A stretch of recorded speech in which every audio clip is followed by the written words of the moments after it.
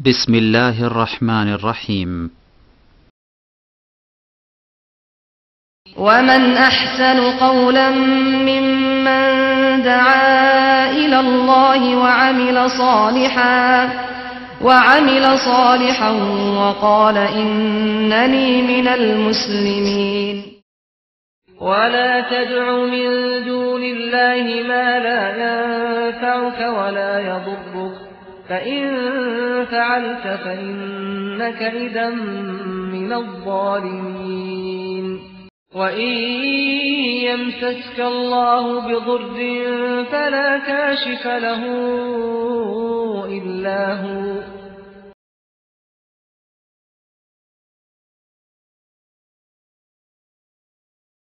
نحمده ونستعينه ونستغفره ونعوذ بالله من شرور أنفسنا ومن سيئات أعمالنا من يهده الله فلا مضل له ومن يضلله فلا هادي له وأشهد أن لا إله إلا الله وحده لا شريك له وأشهد أن محمدا عبده ورسوله.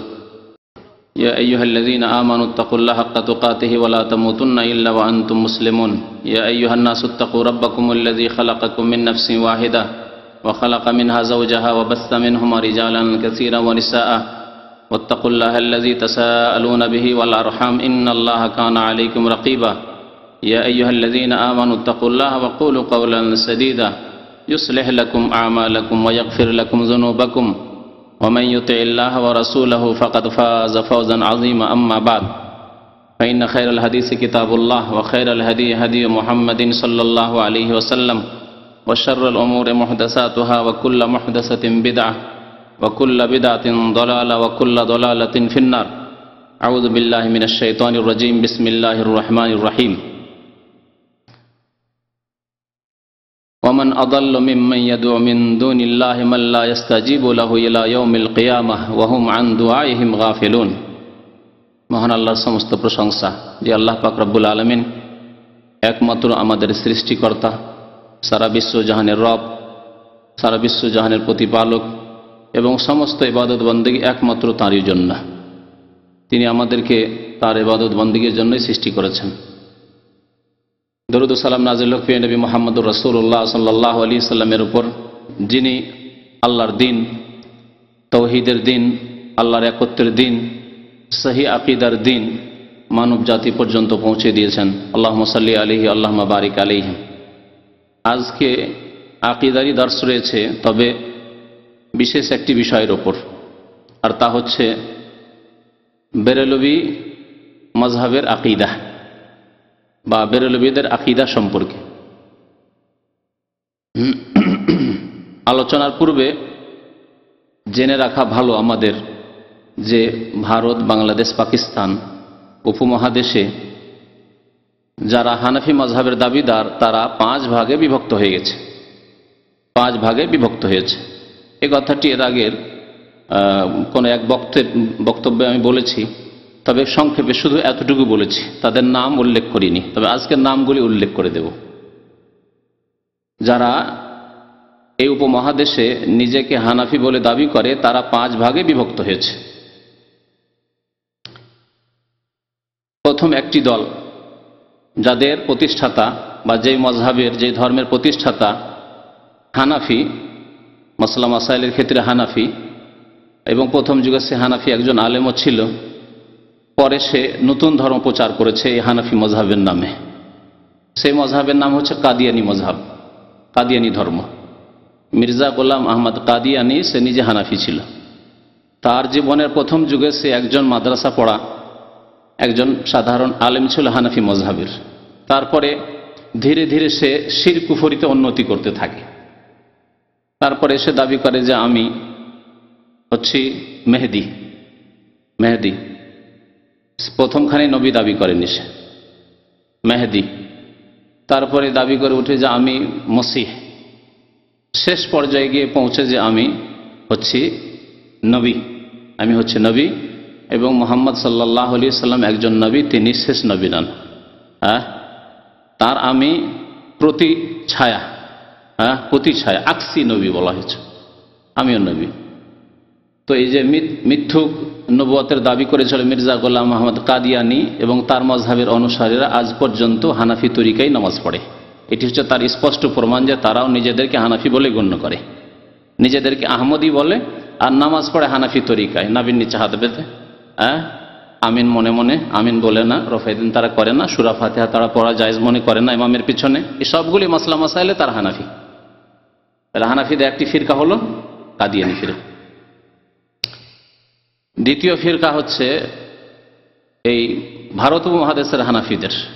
আরেকটি কথা এর সাথে সাথে বলি যে যারা আমাদের উপমহাদেশে হানাফি বলে দাবি করে তারা কিন্তু আসলে হানাফি নয়, তারা খাঁটি হানাফি না, হানাফি হওয়ার দাবিদার।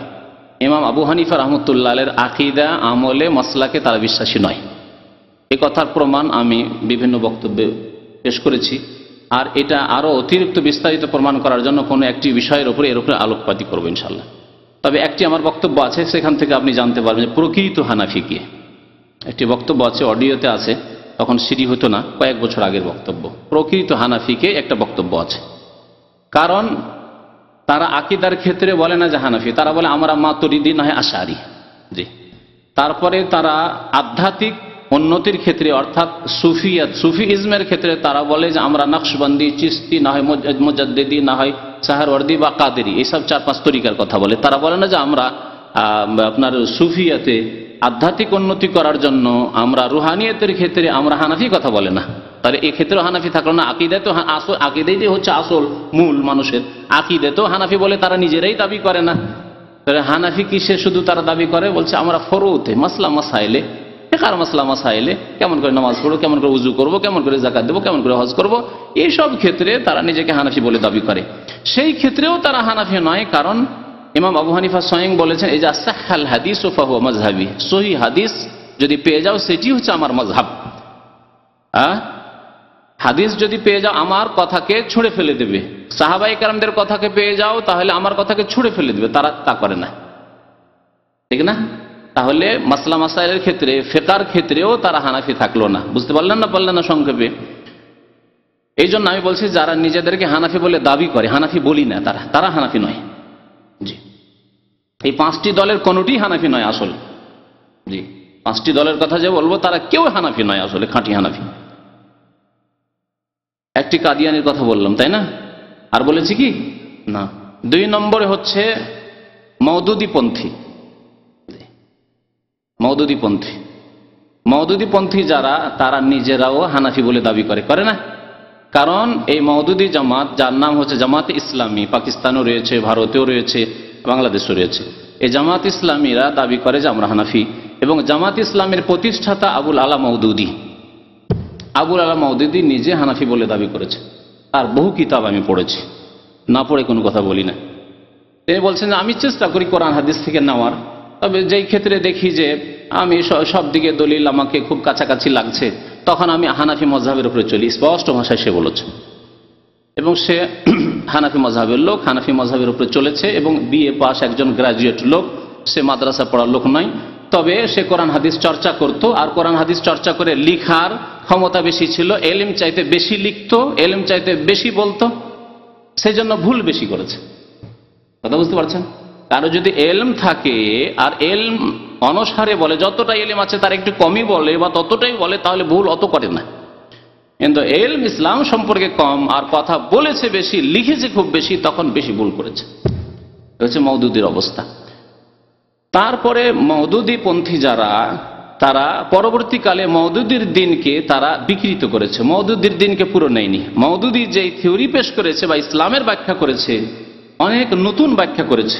তার মধ্যে একটি হচ্ছে ইসলামের পলিটিক্যাল ব্যাখ্যা, রাজনৈতিক ব্যাখ্যা। ইসলামের সবগুলিকে রাজনীতি এতে পরিণত করা, সবগুলি ইবাদত বন্দেগীর উদ্দেশ্য হচ্ছে রাজনীতি, ইবাদত বন্দেগীর উদ্দেশ্য হচ্ছে ওই গদিতে পৌঁছা, পার্লামেন্টে পৌঁছা, নেতৃত্বে পৌঁছা, নামা। এমনকি এই ভাষায় তিনি বলেছেন। আমি খুব পড়েছি তাদের কিতাব এবং একটু প্রভাবিত ছিলাম যে ভালোই তো, কথা তো ভালো লিখেন, কথা তো ভালো বলেন, এবং অনেকটাই মুগ্ধ ছিলাম। তারপরে যখন একদিন পড়লাম, বহু কথাই ভুলভ্রান্তি পড়লাম, তার মধ্যে এক কথা পড়ে কিন্তু চমকে উঠলাম আমি। তিনি বলছেন রাসাইলে মাসাইলে যে নামাজ, রোজা, হজ, যাকাত এগুলি হচ্ছে ট্রেনিং কোর্স, এগুলি হচ্ছে ছোট ছোট ইবাদত ট্রেনিং কোর্স বড় ইবাদতে পৌঁছার জন্য। আর বড় ইবাদত কি তাহলে? তার ভাষায় হুকুমতে ইলাহিয়া। হুকুমতে ইলাহিয়া মানে আল্লাহর হুকুমত কায়েম করার জন্য, অর্থাৎ গদিতে পৌঁছাটা হচ্ছে বড় ইবাদত, আর নামাজ নাকি ছোট ইবাদত। এগুলো হচ্ছে ট্রেনিং কোর্স। রাস্তায় পড়ে আছেন এখন, নামাজ রোজা হজ যাকাত করেছেন, রাস্তায় পড়ে আছেন। যেমন পীরপন্থী কবর পূজারীরা বলেন যে সাধারণ মানুষের রাস্তায় পড়ে আছে, আর আল্লাহর ওলি যারা এরা রাস্তা অতিক্রম করে গন্তব্যস্থানে আল্লাহ গিয়ে বিলীন হয়ে গেছে, সুতরাং তাদের আর নামাজ রোজার দরকার নেই। খানিকটা ওই রকমই পলিটিক্যাল ব্যাখ্যা হচ্ছে মওদুদী সাহেবের, যে নামাজ রোজা হজ যাকাত এগুলি ট্রেনিং কোর্স, আর এগুলি ট্রেনিং কোর্স করে কোথায় পৌঁছিতে হবে? মানুষকে ট্রেনিং করে উন্নত হইতে হয়, তাই না? ছোট ছোট ট্রেনিং করে বড় হইতে হয়। বড় বক্তা হয়েছেন, বড় আলেম হয়েছেন ট্রেনিং করে, হ্যাঁ, বড় আপনি ডাক্তার হয়েছেন, ইঞ্জিনিয়ার হয়েছেন ট্রেনিং করে। প্রথম দিনে ছিলেন না, যেদিন আপনি পাস করেন বা যেদিন শিক্ষা লাভ করেন সেই দিন। তো এইভাবে যে কোনো ক্ষেত্রে মানুষ ট্রেনিং করে করে বড় হয়। তো বলছে বড় ইবাদত তা হচ্ছে হুকুমতে ইলাহিয়া, সেখান পর্যন্ত পৌঁছায় হচ্ছে আসল উদ্দেশ্য। আর এগুলি হচ্ছে নামাজ রোজা হজ যাকাত হচ্ছে ছোট ছোট ইবাদত। যাই হোক, মওদুদী মতবাদ সম্পর্কে আলোচনা করতে চাইছি না, কিন্তু বলতে চাইছিলাম যে দ্বিতীয় যেটি দল হানাফি মাজহাবের দাবিদার এবং হানিফা মাজহাব থেকে বেরিয়েছে ভারত উপমহাদেশ, তা হচ্ছে মওদুদীপন্থী। মওদুদী সাহেব তার জামানায় তিনি বলতেন গণতন্ত্র কুফরি, শিরক, হারাম, এবং সারা জীবন পাকিস্তানের ইলেকশন বয়কট করেছেন, ভোট দেননি। এবং তার যারা রুকুন হইতো, রুকুন বুঝেন তো না, সদস্য জামাত ইসলামী যারা হইতো তাদের জন্য ভোট দেওয়া কঠোর নিষিদ্ধ ছিল, আর ভোট দিলে তারা জামাত ইসলামী থেকে বহিষ্কৃত হতো, বের করে দেওয়া হইতো। আর সেই মতবাদকে এমন করে তারা চেঞ্জ করে দিল যে বর্তমান যারা জামাত ইসলামের নেতা, বিশেষ করে বাংলাদেশ আর পাকিস্তানে, তারা বলছে যে ভোট দেওয়া হচ্ছে জিহাদ। যেটা মওদুদীর কাছে ছিল শিরক আর কুফরি, তার ভাষায় বলছে, আমার ভাষায় বলছি না, তিনি বলছেন কুফর হ্যায়, শিরক হ্যায়, জমহুরিয়ত, ডেমোক্রেসি, গণতন্ত্র। আর তাকে এই বক্তারা নাম ধরে বলার প্রয়োজন আছে? আপনারা জানেন বাংলাদেশের যে বিখ্যাত বক্তা, সে বলছে যে এখনকার জিহাদ হচ্ছে যে আমাদেরকে একটা ভোট দেবেন, হ্যাঁ, জামাত ইসলামে ভোট দেবেন, এটা হচ্ছে এখনকার জিহাদ। যেটা মওদুদীর জামানায়, মওদুদীর কালে সেটি ছিল কুফরি কাজ আর শিরক। তো মওদুদী মতবাদ যেটি, সেটি হচ্ছে, বা মওদুদীর অনুসারী যারা, তারা একদল হানাফি। তারা কিন্তু কাদিয়ানের চাইতে ভিন্ন, ভিন্ন নয়।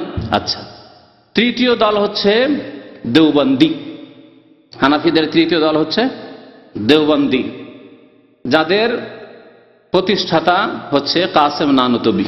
কাসেম নানতবী দেওবন্দ মাদ্রাসা প্রতিষ্ঠা করেছিলেন, এবং সেই মাদ্রাসার শিক্ষক, ছাত্র, ওস্তাদ, মুরব্বী, হুজুর, এবং কাসেম নানতবীর ওস্তাদ, মুরব্বী, তার পীর, হ্যাঁ, হচ্ছে মুহাজির মক্কি, যিনি মক্কায় থাকতেন, আর শির, কুফরি, ওয়াহদাতুল ওজুদের আকীদার প্রচার করতেন।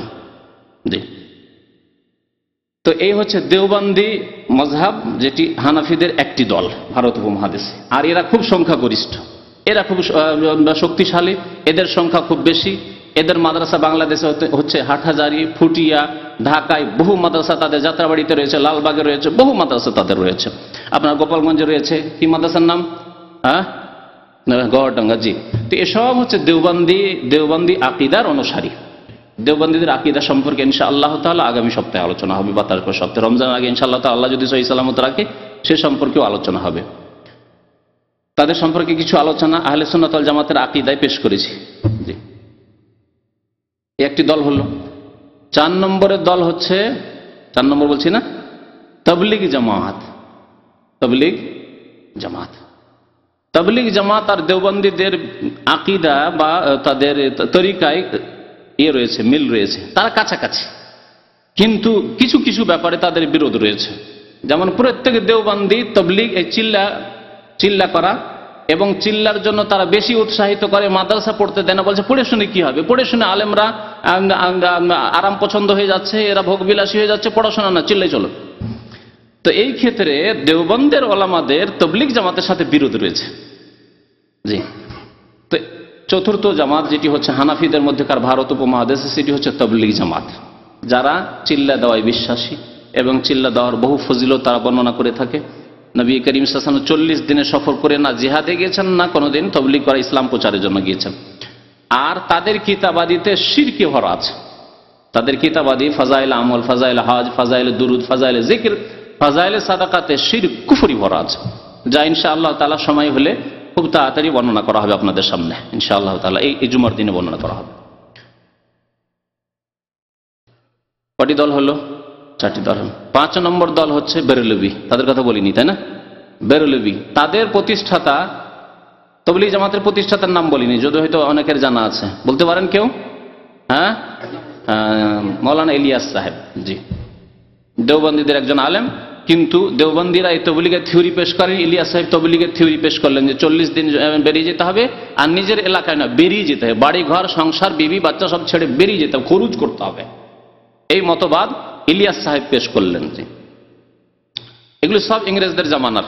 এগুলি যে ফিরকা জন্মেছে সবগুলি, মওদুদি মতবাদ, কাদিয়ানি মতবাদ, বেরেলভি মতবাদ, তবলিগি মতবাদ, সবগুলি মতবাদ, এমনকি দেওবন্দি মতবাদ, সবগুলি জন্মেছে ইংরেজদের ছত্রছায়া। মানে ইংরেজদের, মানে 250 বছর ধরে যে ইংরেজরা রাজত্ব করেছে ভারতে, বা 200 বছর বেশি, তো সেই সময়কালে এইসব ফিরকা প্রচলিত হানাফিদের থেকে বেরিয়েছে। 5 নম্বরের দল যেটি, সেটি বেরেলভি। বেরেলভি সম্পর্কে আলোচনা আজকে করব, সময় যদিও এতেই নিয়ে এলাম বেশ কিছুক্ষণ।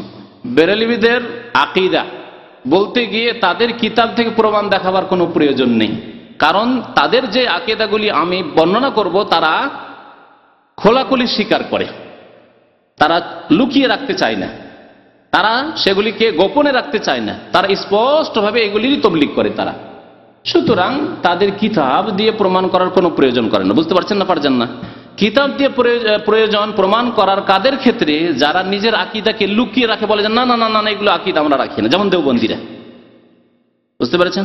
যেমন তবলিগীরা যদি বলেন যে তোমরা তো শিরিক করো, তোমাদের কিতাবে শিরিক আছে, বলছেন না, খবর না, কখনো না, আমরা শিরিক করি না, আমাদের কিতাবে শিরিক নেই, বলে না?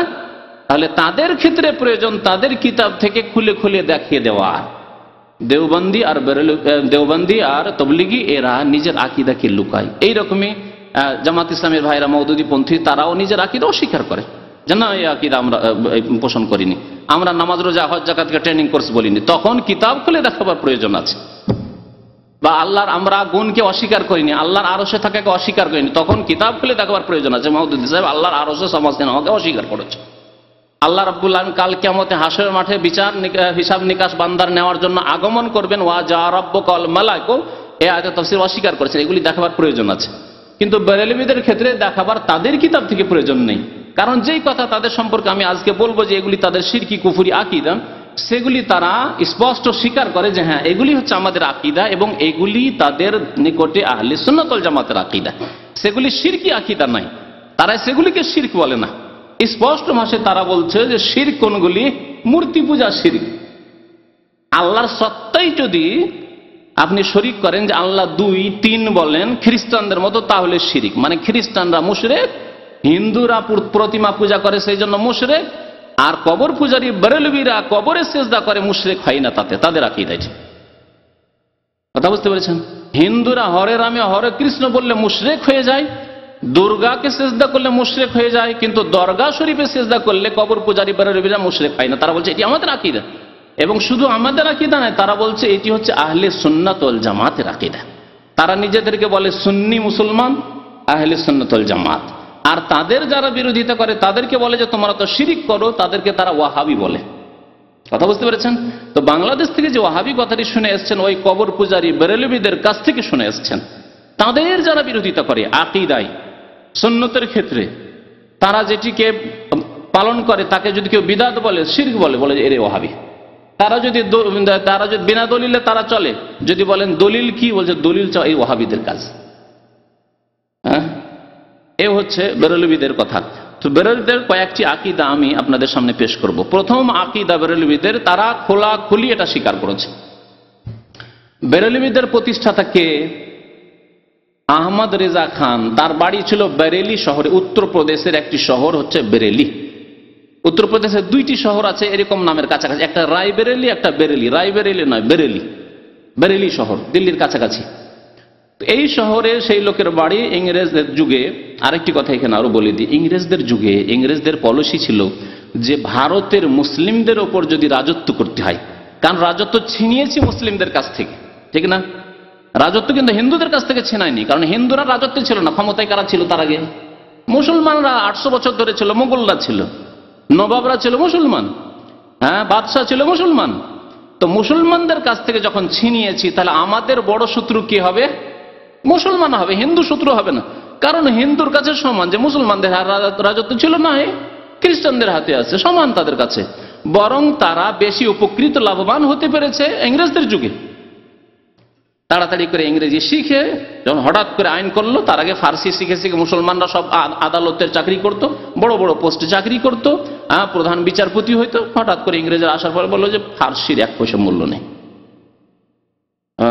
ইংরেজি শিখতে হবে। হিন্দুরা ইংলিশ তাড়াতাড়ি করে শিখে বড় বড় পদ পেল, আর মুসলমানে দেখলো যে ইংরেজি শিখতে গেলে তো ইহুদি খ্রিস্টানদের কথা শেখায়, বলে যে আল্লাহ ঈশ্বর হচ্ছে তিন, আর ঈসা আলাইহিস সালাম হচ্ছে সান অফ গড।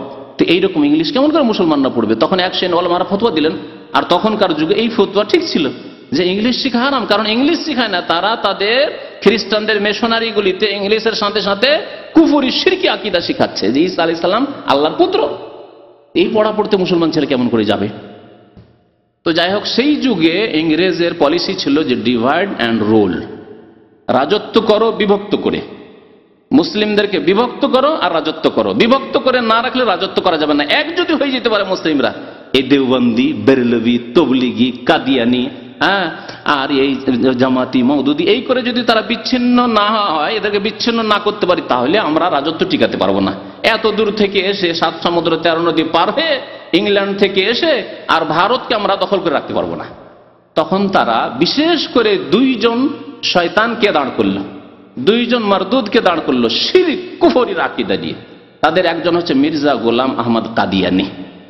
আমি কাউকে গাল দেওয়ার উদ্দেশ্যে শয়তান বলিনি, ইবলিশ শয়তান এইরকম কাজ করে, এখানে যেই কাজ তারা করেছে। ইবলিশ শয়তান সরাসরি করতে আসে না, লুকিয়ে লুকিয়ে, ওয়াসওয়াসিল খান্নাস, আত্মগোপন করে মানুষকে শিরিক করায়। কিন্তু মির্জা গোলাম আহমদ কাদিয়ানি আর আহমদ রেজা খান বেরলভি সামনে এসে মানুষকে গুমরা করেছে। কথা বুঝতে পেরেছেন?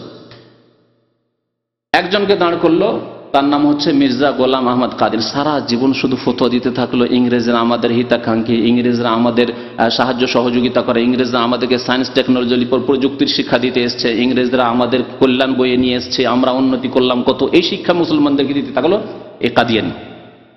কাদিয়ানি ধর্ম, এই জন্য একজন কাদিয়ানি যদি কোথাও থাকে আর তার ওপর যদি নির্যাতন হয়, আর এই খবর যদি পশ্চিমা দেশগুলিতে পৌঁছে যায়, তাহলে তারা প্রতিবাদ জানাবে কেন কাদিয়ানি আহমদির উপর জুলম হলো।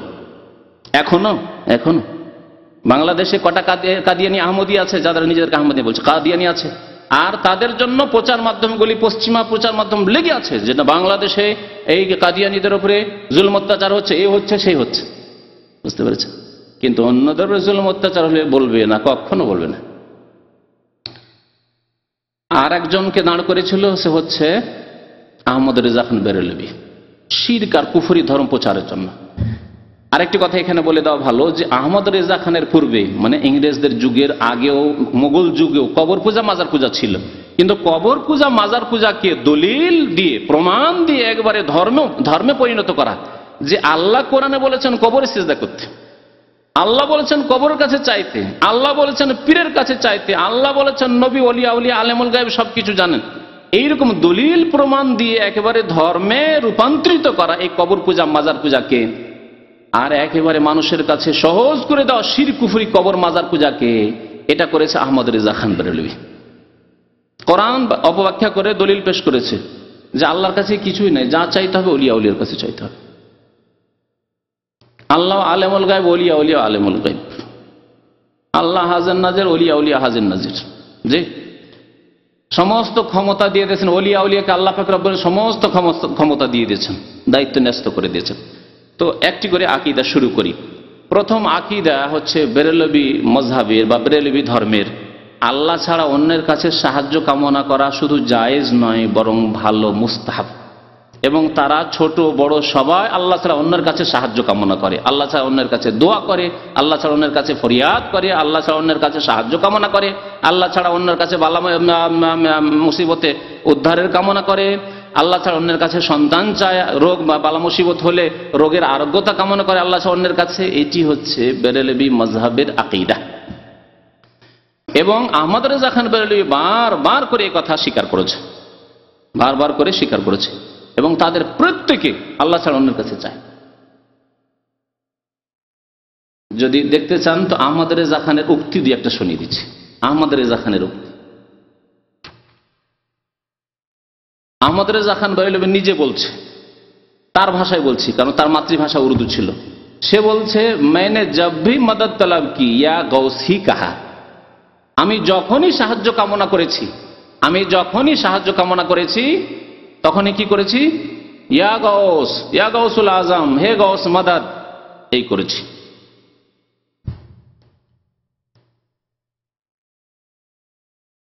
এছাড়া বহু তার কবিতা, কথা, দুয়া এরকম রয়েছে, ফরিয়াদ রয়েছে যে আল্লাহ ছাড়া অন্যের কাছে সে চাইত। জি, আহমদ রেজা খান বেরেলভী বলছে যে কবর জিয়ারত করলে উপকৃত হয় মানুষ। কবর জিয়ারত করলে কি হয়? উপকৃত হয়। এই কথা আমিও বলছি, কিন্তু কবর জিয়ারত করলে উপকৃত কি হয়? হ্যাঁ, যেই ব্যক্তি জিয়ারত করলে সে উপকৃত হয় যে আখিরাত স্মরণ আসে, হ্যাঁ, দিলটা নরম হয়, মনটা নরম হয়, তখন আমল ভালো হয় মানুষের। যে আমাকে মরে যায়, আমার বাবা মরে গেছে, দাদা মরে গেছে, অনেক আলেম ওলামা ভালো মানুষরা মরে গেছে, আমাকে মরতে হবে, কি জবাব দিব আল্লাহর কাছে? তাহলে আমল সুন্দর হবে, পরকাল স্মরণ আসবে। আর মৃত ব্যক্তির উপকার হয় কি, যে তার জন্য দোয়া করেন, আল্লাহ যদি কোনো আযাবে থাকে মাফ করে দাও, হ্যাঁ, তার কবরকে জান্নাত বানিয়ে দাও, তাই না? আর তাকে জান্নাতে লেবাস পরিয়ে দাও, তার আল্লাহ রাব্বুল আলামিন তার উপরে তুমি রহম করো, মাইয়েতের জন্য দোয়া করো। এই হচ্ছে দুটি লাভ। আহমদ রেজা খান বলছেন না, সে বলছে কবरों की जियारत करने से नफा हासिल होता है, नेक मर्दों से मदद मिलती है। নেক লোক ওলি আউলিয়াদের কবর জিয়ারত করলে কি হয়? সাহায্য পাওয়া যায়, মদত পাওয়া যায়। কথা বুঝতে পেরেছেন? এগুলি হচ্ছে আহমদ রেজা খানের কথা। তারপর বলছে জিয়ারত সে মকসুদ है कि আহলে কবর से नफा हासिल किया जाए। জিয়ারতের উদ্দেশ্য পরকাল স্মরণ করা নয়, জিয়ারতের উদ্দেশ্য ওই মৃত ব্যক্তি অসহায় তার জন্য দোয়া করা নয়, হাবুডুবু করছে তাকে উঠাবে একটু দোয়া করে, এই নাই। কি হচ্ছে? আহলে কবর সে নফা হাসিল কিয়া যায়, কবরবাসী থেকে উপকৃত হওয়া, হ্যাঁ, চাওয়া যে হে কবরবাসী আমাদেরকে উদ্ধার করো। আরো লিখেছে যে মানুষ ওলি আউলিয়া আছে, বাংলায় আছে ওটা। এই কিতাবটি উর্দুতে লেখা আছে বাহারে শরিয়ত, নাম আছে কি বাহারে শরিয়ত, উর্দুতে নামটি লিখে রেখেছে এই জন্য এখানে।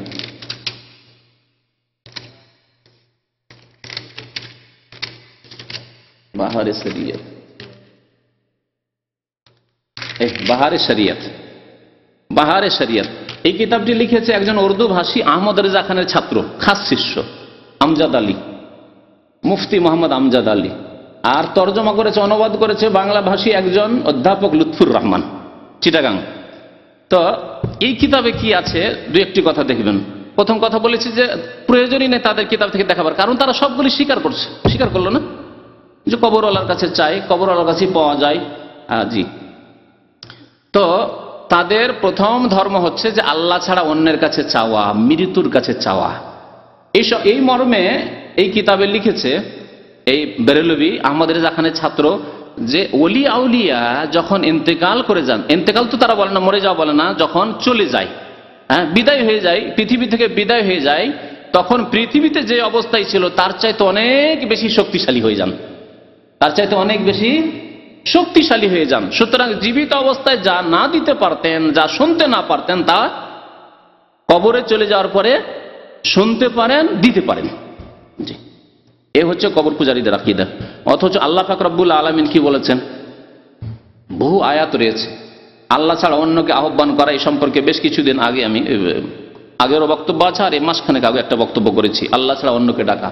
আল্লাহ একটি আয়াত ইরশাদ করেছেন, ওমান আদাল্লু মিম্মান ইয়াদউ মিন দুনিল্লাহ, ওই ব্যক্তি, যে ব্যক্তি আল্লাহ ছাড়া অন্যকে ডাকে, অন্যের কাছে দোয়া করে, তার চাইতে গুমরাহ পথভ্রষ্ট আর কি আছে? মানে তার চাইতে পথভ্রষ্ট গুমরাহ আর পৃথিবীতে কেউ নেই। আবু জাহাল না আবু লাহাব না, সেম সেম। কেন আবু জাহাল, আবু লাহাব লাত উজ্জা মানাত হবলকে ডাকতো, আর ও জিলানি চিস্তিকে ডাকছে, তো সমান সমান। এই জন্য ওর চাইতে গুমরাহ কেউ নেই, ওর সমানগুলি আছে। ওর সমান কালমার্স, ওর সমান হচ্ছে বোস, ওর সমান হচ্ছে আপনার লেনিন, স্টালিন, ওর সমান হচ্ছে আপনার গান্ধী, ওর সমান হচ্ছে আপনার রামকৃষ্ণ, ওর সমান হচ্ছে আপনার আবু জাহাল, আবু লাহাব, উতবা, শাইবা, রাবিয়া, আল্লাহ নবীর দুশ্মন যারা, আব্দুল্লাহ বিন উবাই মুনাফিক। কিন্তু যে আল্লাহ ছাড়া অন্যের কাছে আহ্বান করে, দোয়া করে, তার চাইতে বড় গুমরাহ পৃথিবীতে কেউ নেই। তার চাইতে ছোট আছে না হয় সমান সমান আছে। বুঝতে পারছেন না? ওমান আযাল্লু মিম্মান ইয়াদউ মিন দুনিল্লাহ, আল্লাহ ছাড়া অন্যের কাছে যারা দোয়া করে তার চাইতে গোমরাহ, রাস্তাহারা, পথভ্রষ্ট, পাপিষ্ট আর পৃথিবীতে কেউ নেই। কারণ সে মুশরিক, আর মুশরিকের চাইতে বড় গুনাহগার, পাপিষ্ট আর পৃথিবীতে কেউ নেই। আর দোয়া করে এমন ব্যক্তিদের কাছে, মৃতদের কাছে অথবা জীবিতদের কাছেই হোক, মান লা ইয়াস্তাজিবু লাহু ইলা ইয়াউমিল কিয়ামা, কিয়ামত পর্যন্ত তাদের ডাকে, তাদের দোয়াই সাড়া দিতে পারে না, জবাব দিতে পারে না। মৃতদের যেহেতু পূজা করে থাকে লোকেরা, কবর পূজা করে থাকে, মাজার পূজা করে থাকে, সেজন্য তাদের সম্পর্কে আল্লাহ বলছেন মান লা ইয়াস্তাজিবু লাহু ইলা ইয়াউমিল কিয়ামা, এরকমই মূর্তি, পুতুল জবাব দিতে পারবে? হ্যাঁ, লাতুজ্জাম মানাত যেমন জবাব দিতে পারতো না, তেমন হিন্দুদের দুর্গা সরস্বতী জবাব দিতে পারে না। ওই রকম আব্দুল কাদের জিলানির কবরের কাছে গিয়ে, আর খাজা মঈনুদ্দিন চিশতি, আর ফুরফুরা, আটটসি, মাইজ ভান্ডারী, শাহজালাল, সব জায়গায় গিয়ে যদি কেউ ফরিয়াদ করে, জবাব দিতে পারবে কবর থেকে? আল্লাহ বলছেন জবাব দিতে পারবে না। কেউ যদি বলে যা না, নবীর কবর থেকে ওয়ালাইকুম আসসালামের আওয়াজ আসতো, হ্যাঁ নবী সাল্লাল্লাহু আলাইহি সাল্লাম মানুষের সমস্যার সমাধান করতে আসতেন, তাহলে কুফরি, শিরকি, আকীদা, মিথ্যা কথা। কোথাও শয়তান দেখেছে? নবী করিম সাল্লাল্লাহু আলাইহি সাল্লামের আকার শয়তান ধারণ করতে পারে না, শয়তান বিভ্রান্ত করেছে। হয় তারা মিথ্যা গড়ে নিয়েছে, আর না হলে শয়তান তাদেরকে বিভ্রান্ত করেছে। কারণ আল্লাহ পাকের কথা হচ্ছে যে মান লা ইয়াস্তাজিবু লাহু ইলা ইয়াউমিল কিয়ামা, কিয়ামত পর্যন্ত কি করতে পারে না? তাদের ডাকে সাড়া দিতে পারে না, যাদেরকে ওলিয়া উলিয়া বলছেন। ওয়াহুম আন দুআইহিম গাফিলুন, আর তাদেরকে যে ডাকা হচ্ছে, তাদের কাছে সন্তান চাইছেন, তাদের কাছে আপনি রোগ ভালো করে চাইছেন, তাদের কাছে বালা মুসিবত দূর করে চাইছেন, মাদাদিয়া খাজা বাবা, মাদাদিয়া শাহজালাল বাবা, শাহপুরান বাবা, আটরসি বাবা, উদ্ধার করো বাবা, মনের আশা পূরণ করো। ওয়াহুম আন দুআইহিম গাফিলুন, আপনাদের দোয়া থেকে গাফিল, শুনেই না তারা, কিছুই খবর নেই তাদের কাছে, বেখবর। আর কিয়ামতের দিনে ওয়াইজা হুশিরান নাসু কানু লাহুম আদা, কিয়ামতের মাঠে তাদের শত্রু হয়ে আসবে। যদি তারা সৎ হয়ে থাকে তাহলে এই মুশরিকদের যারা ডেকেছে তাদেরকে তাদের শত্রু, কানু লাহুম আদা ওয়া কানু বিইবাদাতিহিম কাফিরিন, আর তাদের এই ইবাদত দোয়াকে অস্বীকার করে আল্লাহ আমরা এসব শিখাইনি। আব্দুল কাদের জিলানী যদি এই আদেশ না দিয়ে থাকেন তাহলে তিনি অস্বীকার করবেন। মুহাম্মদুর রাসূলুল্লাহ সাল্লাল্লাহু আলাইহি ওয়াসাল্লাম এই আদেশ দেননি। সুতরাং কেউ যদি মাদাদ ইয়া রাসূলুল্লাহ করে থাকে, আল্লাহর নবীর কাছে মদদ চেয়ে থাকে, তাহলে আল্লাহর নবী অস্বীকার করবেন এবং কাল কিয়ামতে বাদী হয়ে দাঁড়াবেন এই মুশরিকদের বিরুদ্ধে, কবর পূজারীদের বিরুদ্ধে। এই একটি আকীদা তাদের প্রত্যেক কিতাবে পাবেন। আর যারা এটাকে অস্বীকার করে তাদেরকে তারা কাফের, মুশরিক এবং বলেছে যে তারা বেয়াদব, আল্লাহর নবীর সম্মান করে না, আর ওলি আউলিয়ার সম্মান করে না। আর তারা হলো ওয়াহাবি, ওয়াহাবি হচ্ছে বেয়াদব তাদের কাছে। ওয়াহাবি হলো বেয়াদব, কারণ তারা সিজদা করে না ওলিয়া উলিয়াকে, ওলিয়া উলিয়ার কবরকে, ওলিয়া উলিয়ার কবর পাকা করে না, জি, এই জন্য বেয়াদব। আর বেয়াদব মানে কাফের। এই জন্য আহমদ রেজা খান, ওর ভাষা এত মানে শক্ত ভাষা ছিল যে সারা পৃথিবীর মুসলিমকে সে কাফের বলে আখ্যায়িত করেছে। বলছে আমাদের আকীদায় যারা বিশ্বাসী নাই, ওলিয়া আউলিয়ার কাছে যারা চাই না, ওলিয়া আউলিয়াকে যারা সিজদা করে না, সিজদাকে তারা দুই ভাগে ভাগ করেছে। সিজদাও তারা করে, কবর মাজারে সিজদার শিক্ষা দেয়। আহমদ রেজা খান স্বয়ং এই সিজদার ভাগ করেছে। এই আমজাদ আলী, এইরকমই আরো যে শিষ্যগুলি রয়েছে আহমদ রেজা খানের, তারা সবাই সিজদাকে দুই ভাগ করেছে। আর বলেছে একটা হচ্ছে সিজদা ইবাদত, ওটা আল্লাহর জন্য, নামাজের সিজদাটা ইবাদতের সিজদা, ওটা আল্লাহর জন্য।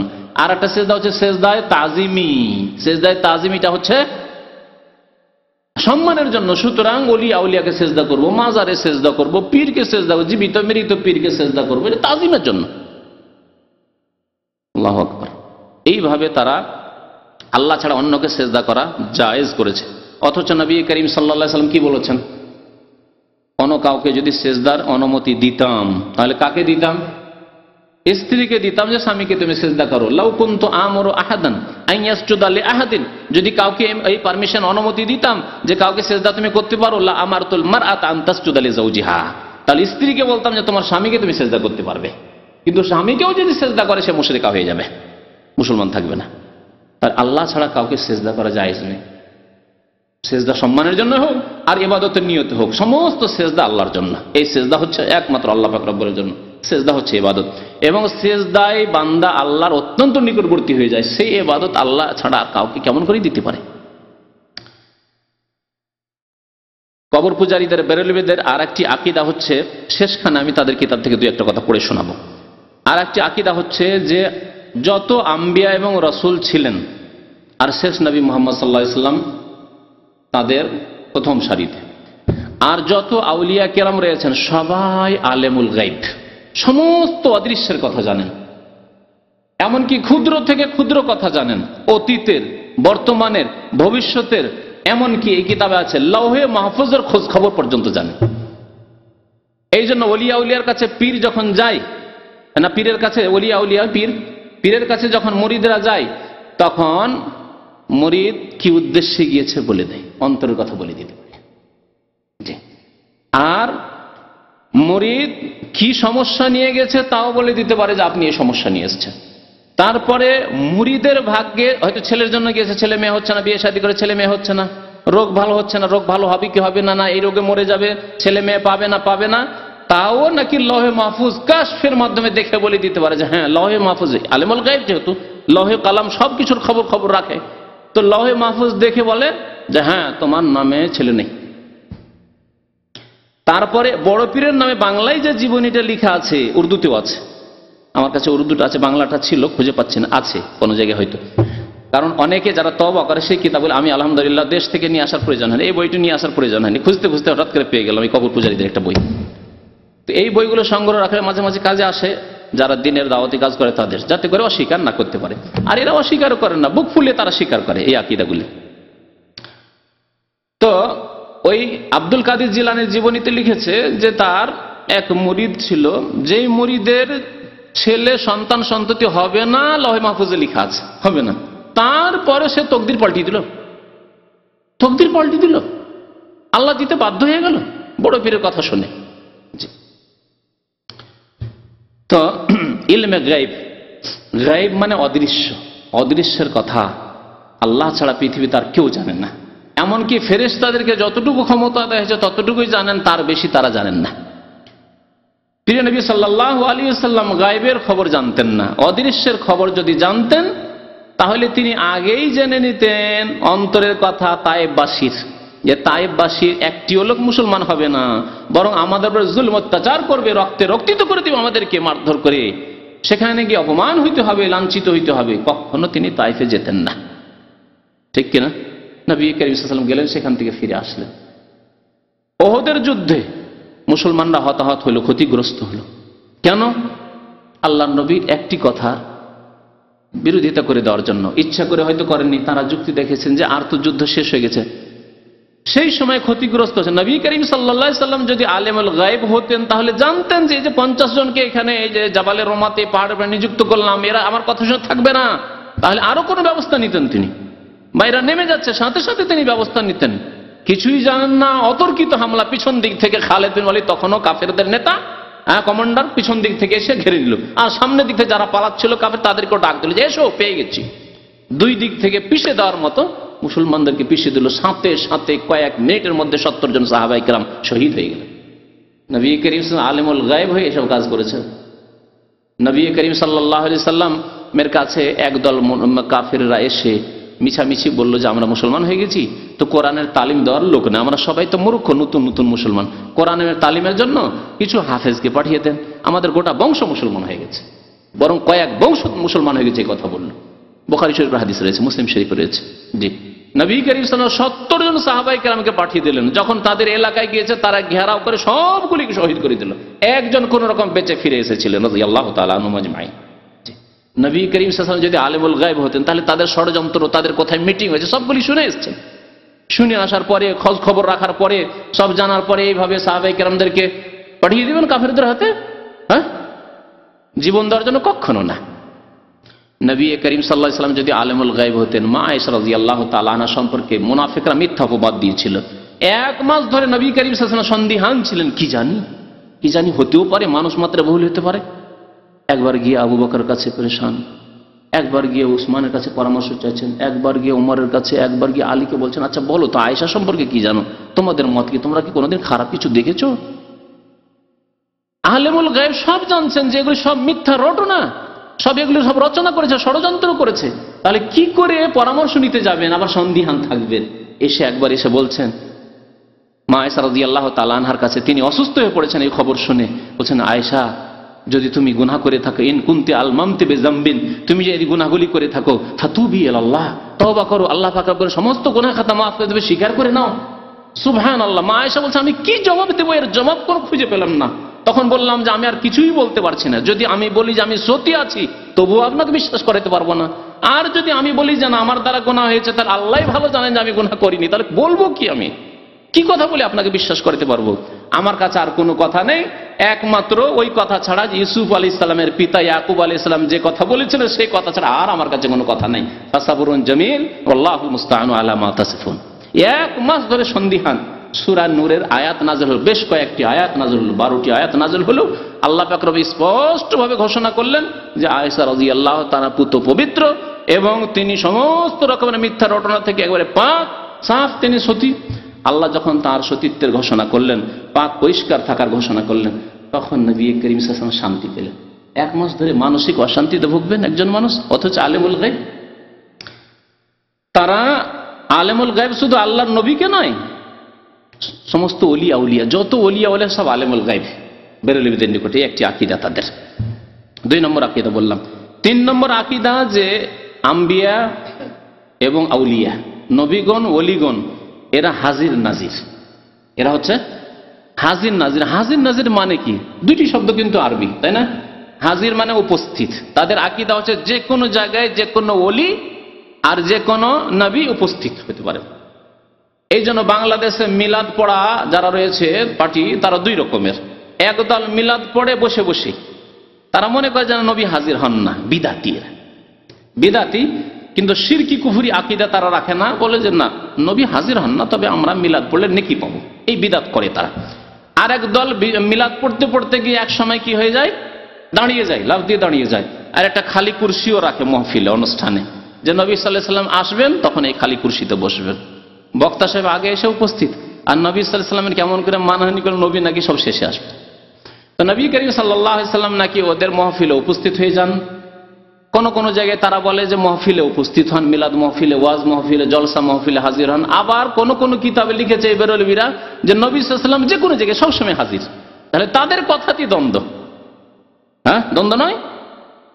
যদি বলেন যে ভালো ভালো মহফিলগুলিতে হাজির, তাহলে সব জায়গায় আল্লাহ নবী হাজির নন, সবসময় হাজির নন। একবার মতবাদ পেশ করছে কুফরি শিরকি মতবাদ, আর একবার বলছে না প্রত্যেক জায়গায় নবী করিম সাল্লাল্লাহু আলাইহি ওয়াসাল্লাম হাজির। এমন কি আউযুবিল্লাহ, এই বেরেলভীদের কিতাবে রয়েছে, আমি পড়েছি, সেই কিতাবে আছে যে এমন কি স্বামী স্ত্রীর মিলন হয়, নাউযুবিল্লাহ, সেখানেও নাকি হাজির। সব খবর রাখেন নবী করিম, কোথায় কি হচ্ছে না হচ্ছে সব খবর রাখেন, সব জায়গায় হাজির। হাজির মানে উপস্থিত, আর নাজির মানে দেখা। তাহলে তিনি সব জায়গায় হাজির, সর্বস্থানে হাজির, নবী এবং সমস্ত আম্বিয়া কেরাম এবং অলিগণ। অলিরাও, আটরসির পীরও, ভান্ডারির পীরও, হ্যাঁ, শাহজালালও, আব্দুল কাদের জিলানী, খাজা মঈনুদ্দিন চিশতি, যত পীরেরা রয়েছে সবাই হাজির এবং নাজির। নাজির মানে দেখা, সব জায়গায় হাজির হয়ে যান ইচ্ছা করলে, আর সব জায়গার খোঁজ খবর রাখেন, আর সব কিছু দেখেন, প্রত্যক্ষ করেন, দেখছেন যে কে কি করছেন না করছেন। আপনি মুরিদ হয়েছেন আর আপনি পাপ করছেন, আপনার পীর সাহেব যেহেতু বলি খোঁজ খবর রাখছেন যে আপনি কি করলেন, সব খোঁজ খবর রাখেন। হ্যাঁ, এই আকীদা হলো বেরেলভীদের আকীদা, যে আম্বিয়া, রাসূলগণ এবং ওলি আউলিয়া হাজির নাজির। অথচ আল্লাহ পাক রব্বুল আলামিন কোরআনে কারীমে কয়েক জায়গায় বলেছেন মুহাম্মদ সাল্লাল্লাহু আলাইহি ওয়াসাল্লাম। আচ্ছা, হাজির নাজির ক্ষেত্রে আরেকটি মজার কথা শুনেন। তারা এই কথা বলে না যে নবী সাল্লাল্লাহু আলাইহি ওয়াসাল্লাম 1400 বছর আগে জন্ম নিয়েছেন, নবী ছিলেন, হায়াতে ছিলেন, তারপর থেকে হাজির না, আগেও হাজির। তিনি দুনিয়া আসার আগেও হাজির, সব জায়গায় হাজির, সবক্ষণে হাজির, সমস্ত খবর রাখেন। অথচ আল্লাহ পাক রব্বুল আলামিন বিভিন্ন জায়গায় কোরআনে কারিমে বর্ণনা করেছেন বিভিন্ন ঘটনার ক্ষেত্রে। জাকারিয়া আলাইহিস সালামের ঘটনা, মারিয়াম আলাইহিস সালামের ঘটনার ক্ষেত্রে আল্লাহ বলছেন ওয়ামা কুনতা লাদাইহিম ইয ইলকুনা আকলামাহুম, যখন তারা কলম নিক্ষেপ করে লটারি করেছিল যে আইয়ুহুম ইয়াকফুলু মারিয়াম, মারিয়ামের কে কেফালত করবে, মারিয়ামের দেখাশোনা কে করবে, মারিয়ামের কে দেখাশোনা করে, মসজিদে যে খেদমত করবে মারিয়াম, তাহলে এর দেখাশোনা, এর ভরণ পোষণ, খাওয়া দাওয়া, এর কার বাড়িতে থাকবে, কে দেখাশোনা করবে, এই দায়িত্ব পালন কে করবে। সবাই চাইতো যে মারিয়ামের আমরা দেখাশোনা করবো, মসজিদের খেদমত করবে, এর দেখাশোনা করবো। তখন তারা লটারি করেছিল। আল্লাহ বলছেন ওমা কুনতা লাদাইহিম, হে মুহাম্মদ সাল্লাল্লাহু আলাইহি ওয়াসাল্লাম, আপনি তখন সেখানে উপস্থিত ছিলেন না, আপনি সেখানে উপস্থিত ছিলেন না। ইউসুফ আলাইহিস সালামের ঘটনা আল্লাহ পাক রব্বুল আলামিন সূরা ইউসুফে বর্ণনা করার পরে বলছেন যে ওয়ামা কুনতা লাদাইহিম ইজ আজমাউ আমরাহুম, যখন ইউসুফ আলাইহিস সালামের সৎ ভাইরা ষড়যন্ত্র করেছিল ইউসুফকে কূপে ফেলার জন্য, মারার জন্য, আর বাবাকে এসে বললো যে দেন সাথে করে নিয়ে যাবো খেলা করতে, এত আদরের ভাই আমরা নিয়ে গিয়ে খেলা করব, কিন্তু তারা ষড়যন্ত্র করেছে এইভাবে নিয়ে এসে মারবো তাকে। আর তারা মনে করলে মেরেই দিচ্ছি, কূপে ফেলে দিয়েছি, মারধর করে তো মরেই গেছে সে কূপে পড়ে, কিন্তু আল্লাহ মারেননি, তিনি মরেননি, তাই না? আল্লাহ বলছেন ওমা কুনতা লাদাইহিম, হে নবী মুহাম্মদ সাল্লাল্লাহু আলাইহি ওয়াসাল্লাম, তখন আপনি সেখানে উপস্থিত ছিলেন না, হাজির নাজির ছিলেন না, তা দেখেন উনি সেখানে উপস্থিত ছিলেন না। আর কবর পূজারীদের আকীদা কি বললাম, যে নবী মুহাম্মদ সাল্লাল্লাহু আলাইহি ওয়াসাল্লাম, অন্যান্য আম্বিয়া কেরাম এবং সমস্ত ওলি আউলিয়া কি হয়ে যায়, হাজির এবং নাজির, এজন্য সব খবর রাখে। হাজির নাজির মানে আপনার বাড়িতে হাজির আছে, যখন আপনি বাড়ি থেকে বেরিয়েছেন পীরের উদ্দেশ্য করে যে পীর কিবলার সাথে দেখা করে আসি, তখনই ও তো হাজির, দেখেছে যে আপনি কি উদ্দেশ্যে নিয়ে বেরোলেন, আপনার স্ত্রীকে বলে এই কখন আসবো, কি উদ্দেশ্যে যাচ্ছি, ছেলে হচ্ছে না এই জন্য যাচ্ছি, বা আমার অসুখ ভালো হচ্ছে না এই জন্য যাচ্ছি, বা অনেকদিন থেকে পীর বাবার সাথে দেখা হয়নি, পীর বাবাকে কিছু নজর নিয়াজ দিয়ে আসবো সেই জন্য যাচ্ছি, সব তো দেখে চলে আসছেন, সেই জন্য তো বলে দিতে পারছে। হ্যাঁ, এই হলো আকীদা কবর পূজারীদের। বেরেলভীদের আর একটি আকীদা হচ্ছে যে নবীগণ এবং ওলি আউলিয়া সারা পৃথিবীর নিয়ন্ত্রণ করেন, সারা পৃথিবীর নিয়ন্ত্রণ করেন, বর্ষা বৃষ্টি দেওয়া, ঝড় তুফান, ভূমিকম্প, সুখ দুঃখ, মানুষের অভাব, সচ্ছলতা ইত্যাদি যত কিছু পৃথিবীতে হচ্ছে এক কথায়, তারপরে কেউ হালাক হয়ে যাচ্ছে, কেউ উদ্ধার হচ্ছে, কোনো দুর্ঘটনা ঘটলো অথবা দুর্ঘটনা ঘটতে ঘটতে বেঁচে গেল, এই সবগুলি হচ্ছে নিয়ন্ত্রণ। এই পৃথিবীর নিয়ন্ত্রণ কন্ট্রোল করছে, এই নিয়ন্ত্রণ করছে কন্ট্রোল করছে কারা, আম্বিয়া কেরাম এবং ওলি আউলিয়া।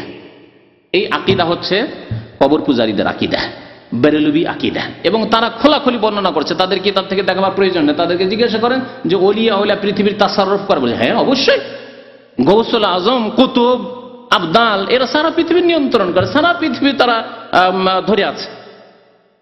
জি, কোথাও মুরিদানরা হয়তো ধ্বংস হচ্ছিল, তাদের দুর্ঘটনা ঘটছিল, আর গৌস গিয়ে বা কুতুব গিয়ে তাদেরকে উদ্ধার করে নিল, বাঁচিয়ে দিলাম। এসব বহু ঘটনা তাদের কিতাবাদিতে রয়েছে এবং সেগুলি তারা খোলাখুলি স্বীকার করে। জি, কবর পূজারীদের আর একটি আকীদা আছে যে প্রিয় নবী মুহাম্মদ সাল্লাল্লাহু আলাইহি ওয়াসাল্লাম মুখতারিকুল, মুখতারিকুল শব্দটি আরবি শব্দ, আরবি থেকে উর্দুতে নিয়ে আসা হয়েছে। কুল মানে সবকিছু, আর মুখতার মানে একবারে স্বাধীনতা, পুরো স্বাধীন, সমস্ত ক্ষেত্রে তাকে আল্লাহ ক্ষমতা দিয়েছেন, স্বাধীনতা দিয়েছেন, যা ইচ্ছা তাই করতে পারেন, যাকে ইচ্ছা আল্লাহ রসুল গরিব করে দিতে পারেন, ফকির করে দিতে পারেন, যাকে ইচ্ছা আল্লাহ রসুল ধনী করে দিতে পারেন, যাকে ইচ্ছা। আমাদের আল্লাহ রসুল বলে অভ্যাস নেই, আল্লাহর কাছে বলে অভ্যাস, বারবার আল্লাহ বেরোচ্ছে, তাই না? কিন্তু তাদের কথা হয় আল্লাহ রসুল যাকে ইচ্ছা গরিব করতে পারেন, যাকে ইচ্ছা আল্লাহ রসুল ধনী করতে পারেন, যাকে ইচ্ছা আল্লাহ রসুল ধ্বংস করে দিতে পারেন, যাকে ইচ্ছা আল্লাহ রসুল গুমরা করে দিতে পারেন, যাকে ইচ্ছা আল্লাহ রসুল মুমিন করে দিতে পারেন, যাকে ইচ্ছা জান্নাতে দেবেন। আহমদের জাখান বেরেলভী তার ছাত্ররা লিখেছে যে আল্লাহর নবী যাকে ইচ্ছা জান্নাতে দেবেন, যাকে ইচ্ছা জাহান্নামে দেবেন, আল্লাহ রসুলের ইচ্ছা, রসুলের ইচ্ছা। অথচ নবী করিম সাল্লাল্লাহু আলাইহি ওয়াসাল্লাম চাচার জন্য দোয়া করতে লাগলেন আল্লাহর কাছে, আল্লাহ তুমি যতক্ষণ নিষেধ না করেছো আমি আমার চাচার জন্য দোয়া করবো, চাচা এত সাহায্য সহযোগিতা করেছে, কলেমা পড়াইতে পারলাম না, চাচার জন্য দোয়া করবো। আল্লাহ বলছেন মা কানা লিন-নবী ওয়াল্লাযীনা আমানু আন ইস্তাগফিরু লিল মুশরিকিন, তোমার জান্নাতে দেওয়া তো দূরের কথা, আল্লাহর কাছে মাপ চাইতে পারবে না তোমার চাচা আবু তালেবের জন্য, জান্নাতে দেওয়া তো দূরের কথা, জাহান্নাম থেকে উদ্ধার করা তো দূরের কথা। নবী করিম সাল্লাল্লাহু আলাইহি ওয়াসাল্লাম বলছেন সবচাইতে হালকা আযাব হবে আমার চাচাকে, আর সে আযাব কেমন হবে, পায়ে দুটো খড়ম দেওয়া হবে, খড়ম বুঝেন না, আলানে খড়ম বা স্যান্ডেল জুতো দেওয়া হবে পায়ে, আর কিসের, না আলান মিন্নার, জাহান্নামের আগুনের, ইয়াগলি মিনহুমা দিমাগুহু, আর যেই দুইটি খড়ম বা স্যান্ডেল জাহান্নামের পরে থাকবে তার কারণে তার দিমাগ মানে মগজ খুলি টকবক করে ফুটবে, ফুটবে টকবক করে, যেমন হাঁড়িতে গরম পানি আর ভাত ফুটে ওই রকম ফুটতে থাকবে। আল্লাহু আকবার। নবী করিম সাল্লাল্লাহু আলাইহি ওয়াসাল্লাম নিজের চাচাকে উদ্ধার করতে পারলেন না, আর নবী করিম সাল্লাল্লাহু আলাইহি ওয়াসাল্লাম বলা হচ্ছে মুখতার করে সমস্ত কিছুর এখতিয়ার রাখেন, সমস্ত কিছুর এখতিয়ার রাখলে নবী সাল্লাল্লাহু আলাইহি ওয়াসাল্লামের কখনো ক্ষতি হতো না, তার বংশের লোকদের কখনো ক্ষতি হতো না, সবসময় তার বংশের লোকেরা নির্যাতিত হয়েছে, তার বংশের লোকেরা সবসময় নির্যাতিত হয়েছেন। হ্যাঁ, তার বংশের লোকেরা আশা করছিলেন যে আমরাই হয়তো এতে থাকবো, কারণ আমরা হকদার, আমরা যোগ্যও রয়েছি। কিন্তু তারা নির্যাতিত হয়েছেন অন্যদের কাছে, যেগুলি বলার হয়তো বিস্তারিত এখন সময় নেই। কবর পূজারীদের এই আকীদাগুলি রয়েছে এই কিতাবে, কিছু কথা পড়ে শোনাবো আপনাদেরকে। কবর পূজারীদের আর একটি আকীদা হচ্ছে যে মুহাম্মদ সাল্লাল্লাহু আলাইহি ওয়াসাল্লাম মাটির তৈরি নন, মানুষ নন। তিনি কি নূরের তৈরি, নূরের তৈরি। এ সম্পর্কে বিস্তারিত বলার সময় নেই। এই সম্পর্কে একটি বক্তব্য আছে, মাস 2-3 আগেই বক্তব্য করা হয়েছে, হয়তো 4 মাস আগে, যে নূর নাকি মানুষ, এই বিষয়ের উপরে একটা বক্তব্য আছে। নবী করিম সাল্লাল্লাহু আলাইহি ওয়াসাল্লাম নূর নন, মানুষ, এবং মানুষ হলেও তিনি সৃষ্টির সেরা। কিন্তু কবর পূজারীদের ভ্রান্ত ধারণা, মানুষ হলে মনে হয় সৃষ্টির সেরা হতে পারবেন না, আর যদি নূরের তৈরি বলে দিই, মাটির তৈরি হইলে তিনি তার মানহানি হয়ে যাবে। আর যদি নূরের তৈরি বলে দিই তাহলে আমরা বেশি সম্মান করে দিলাম আর তার মর্যাদা দিলাম না। নবী করিম সাল্লাল্লাহু আলাইহি ওয়াসাল্লাম এরকম বাড়াবাড়ির মর্যাদা দিতে নিষেধ করেছেন। লা তুতরুনি কামা আতরাতিন নাসারা ঈসা ইবনে মারইয়াম, আমার সম্পর্কে অতিরঞ্জন বাড়াবাড়ি করিও না, যেমন ঈসা আলাইহিস সালাম সম্পর্কে খ্রিস্টানরা বাড়াবাড়ি করেছে। আল্লাহর বান্দা ছিল, আব্দুল্লাহ ছিলেন তিনি, তাকে কি করে দিয়েছে তারা? ইবনুল্লাহ করে দিয়েছে, আল্লাহর পুত্র বানিয়ে দিয়েছে, বান্দাকে পুত্র বানিয়ে দিয়েছে। কুফরি করেছে তারা। সেই রকমই তোমরা বাড়াবাড়ি করে শিরক কুফরিতে লিপ্ত হয়েও না। ইন্নামা আনা আবদুন, আমি হচ্ছি আল্লাহর বান্দা। ফাকুলু, সুতরাং তোমরা বলবে আব্দুল্লাহ ওয়া রাসূল, মুহাম্মদ সাল্লাল্লাহু আলাইহি ওয়াসাল্লাম আল্লাহর বান্দা এবং রাসূল। এই কবর পূজারীদের আকীদা যে মুহাম্মদ সাল্লাল্লাহু আলাইহি ওয়াসাল্লাম নূরের তৈরি, মাটির তৈরি নন, মানুষ নন।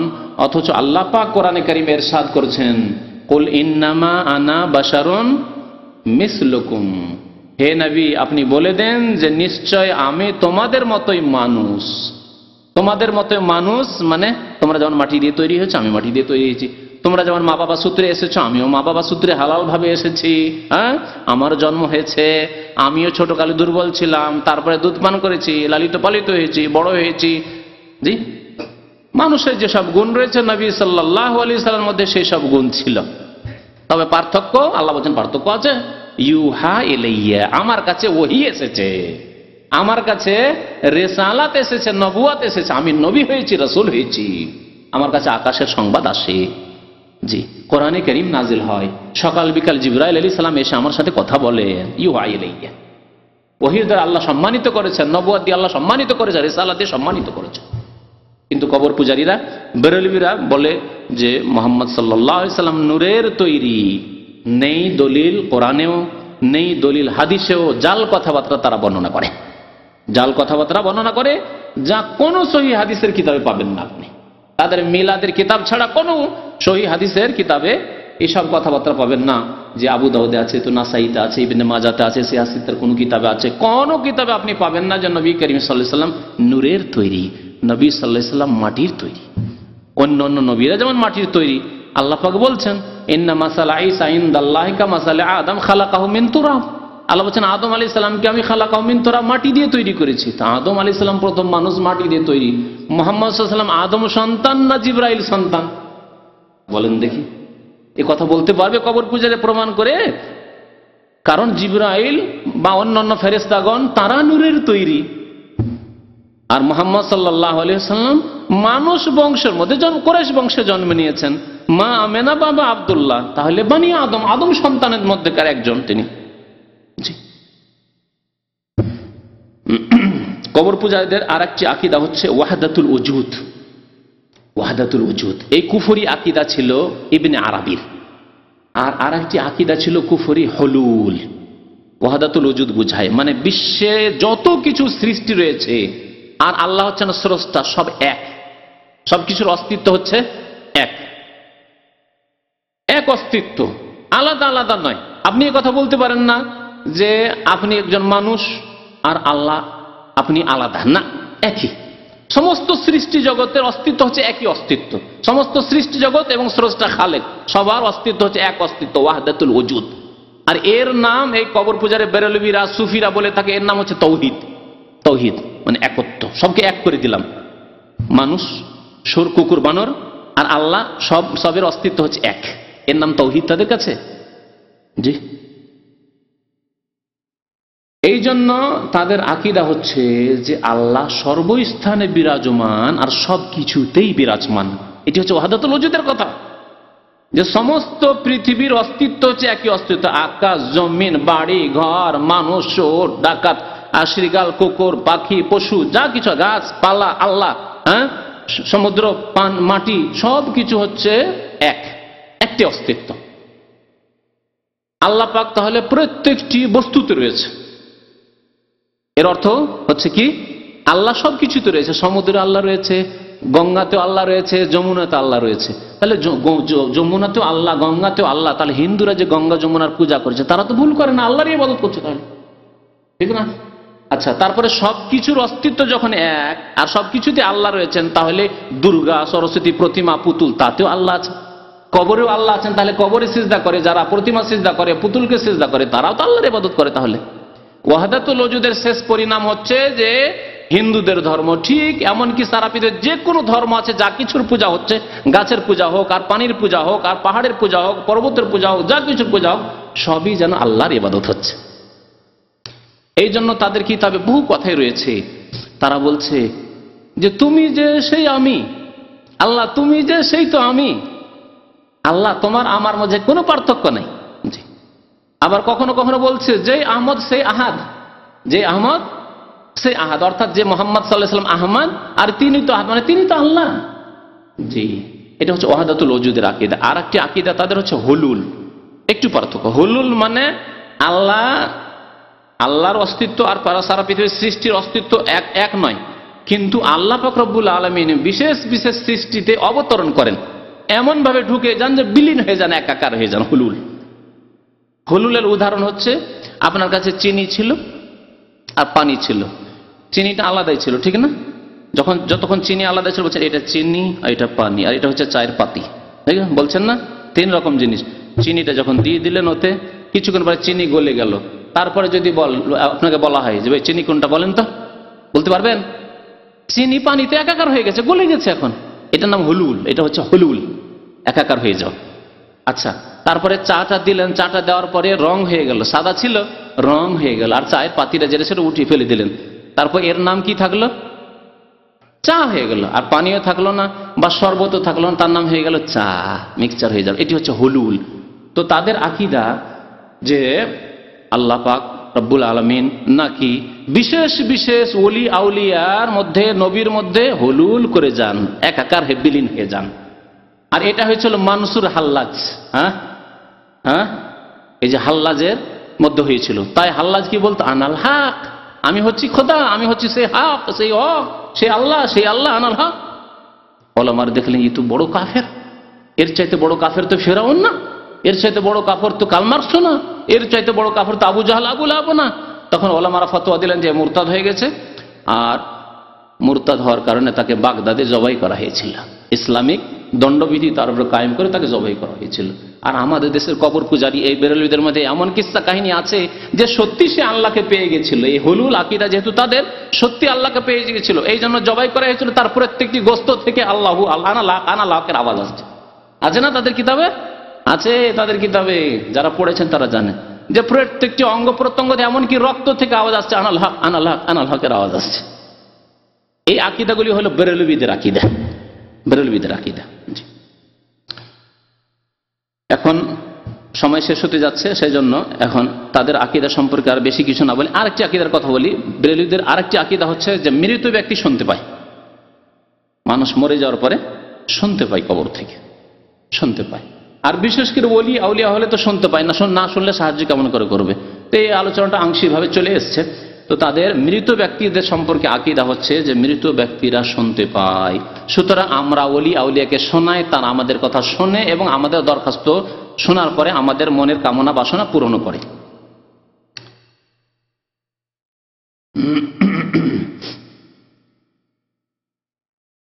বেরেলভিদের একটি আকীদা বর্ণনা করলাম যে আল্লাহ ছাড়া অন্যের কাছে চাওয়া তাদের কাছে কি শুধু জায়েজ নয়, বরং তাদের ধর্ম এটি, মুস্তাহাব, তাদের ধর্ম এটি, তাদের দিন।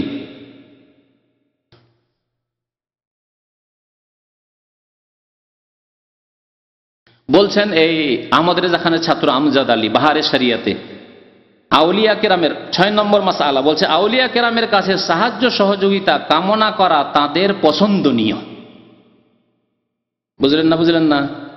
আউলিয়া কেরামের কাছে সাহায্য সহযোগিতা কামনা করা, সাহায্য চাওয়া, যে হে বাবা, হে শাহজালাল বাবা, হে আটরসি বাবা, হে মাঝভান্ডারি বাবা, সাহায্য করো, উদ্ধার করো, সন্তান দাও, রোগ ভালো করো, হ্যাঁ, বিপদ আপদ থেকে উদ্ধার করো। কোথাও হাবুডুবু করছেন, আপনার জাহাজ ডুবে যাচ্ছে বা বিমান ধ্বংস হচ্ছে, তখন আপনিও কবর পূজারি বেরোলবি, তখন আপনি তার কাছে আপনি কামনা করছেন যে আমাদেরকে উদ্ধার করো বাবা, হে গৌসুল আজম উদ্ধার করো, মদত করো, সাহায্য করো। এসব এটা করা হচ্ছে তাদের কাছে পছন্দনীয়।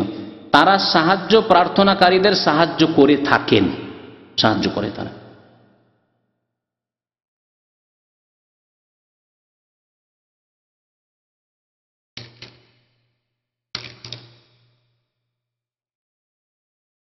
আরো সাহায্য কামনার ক্ষেত্রে বলছে, যেহেতু প্রায় মুসলমানেরাই আউলিয়া কেরামের থেকে সাহায্য প্রার্থনা করে। শুনলেন? মুসলমান কাদেরকে বানালো? যেহেতু প্রায় মুসলমানেরাই আউলিয়া কেরাম থেকে সাহায্য প্রার্থনা করে। বুঝলেন? এ হচ্ছে মুসলমান। তারা কবর পূজারী মুসলমান, যারা আউলিয়া কেরামদের কাছে সাহায্য কামনা করে, এরাই হলো মুসলমান। শিরিক করে তারা মুসলমান। পীরগণের সাথে বিশেষ সম্পর্ক রাখে এবং তাদের হাতে বায়াত গ্রহণকে নিজের জন্য উভয় জাহানের মঙ্গলময় মনে করে। সেহেতু আজকালকার ওয়াহাবিরা জনগণকে গোমরাহ করার জন্য তারাও পীরগিরি শুরু করে দিয়েছে। ওয়াহাবিদের উপরে চরম তাদের আক্রোশ। বুঝতে পারছেন? তো এই তাদের কথা, মন্তব্য যে অলি আউলিয়ার কাছে চাইতে হবে। তারপরে আরো বলি আপনাদেরকে, 8 নম্বর মাসলায় বলছে তাদেরকে, মানে অলি আউলিয়াকে, তাদেরকে দূর বা কাছ থেকে ডাকা আগের যুগের নেক বান্দাদের অনুসৃত নীতি। অলি আউলিয়াকে দূর থেকে হোক অথবা কাছে থেকে হোক, দূর থেকে ডাকেন আপনি, জরুরি না যে মাজার কাছে যেতে হবে। তাহলে কবর পূজারি সৌদি আরবে আছে, এখানে তার মাজার পায় না, আর ওই এর আগে বাগদাদে আব্দুল কাদের জিলানীর কবরে মাজার পৌঁছিতে পারে না, এখান থেকে ইয়া গৌসুল আজম মাদাদ বলছে, এ শাহজালাল বাবা মাদাদ, আটরসি বাবা মাদাদ, এ ফুরফুরা বাবা মাদাদ, এই দোয়া দূর থেকে করতে পারে। বলছে কি, তাদেরকে দূর বা কাছ থেকে ডাকা আগের যুগের নেক বান্দাদের অনুসৃত নীতি। বুঝতে পারলেন? মুসলমানদের সম্পর্কে কত ডাহা মিথ্যা কথা। আচ্ছা, তারপরে অলি আউলিয়া মরেন না, তার জীবিত। বলছেন আউলিয়া কেরাম সিও মাজার সমূহে স্থায়ী জীবন সহকারে জীবিত আছেন। আউলিয়া কেরাম সিও মাজার সমূহে, তাদের মাজার সমূহে স্থায়ী জীবন সহকারে জীবিত আছেন। তাদের জ্ঞান, উপলব্ধি ও দেখাশোনার ক্ষমতা আগের চেয়ে বেশি শক্তিশালী। বললাম না একটু আগে যে মানুষ মরে যাওয়ার পরে, মানে অলি আউলিয়ারা মরে যাওয়ার পরে আরো বেশি শক্তিশালী হয় তাদের কিতাব। জি, দেখাশোনার ক্ষমতা আগের চেয়ে বেশি শক্তিশালী, তার মানে তার জীবদ্দশা চাইতে চলে যাওয়ার পরে বেশি শক্তিশালী হয় দুনিয়া থেকে।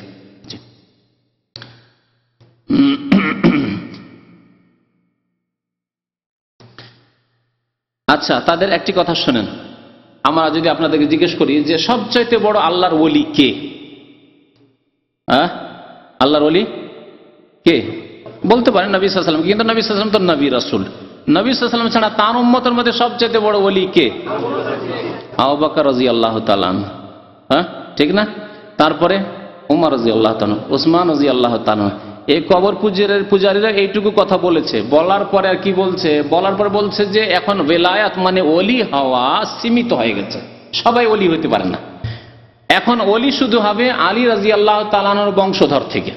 কিয়ামত পর্যন্ত যত ওলি হবে আলী রাদিয়াল্লাহু তাআলা আনহুর বংশধর। তার ওলি মানে নিজের ঈমান আমল দিয়ে তাদের কাছে ওলি হয় না।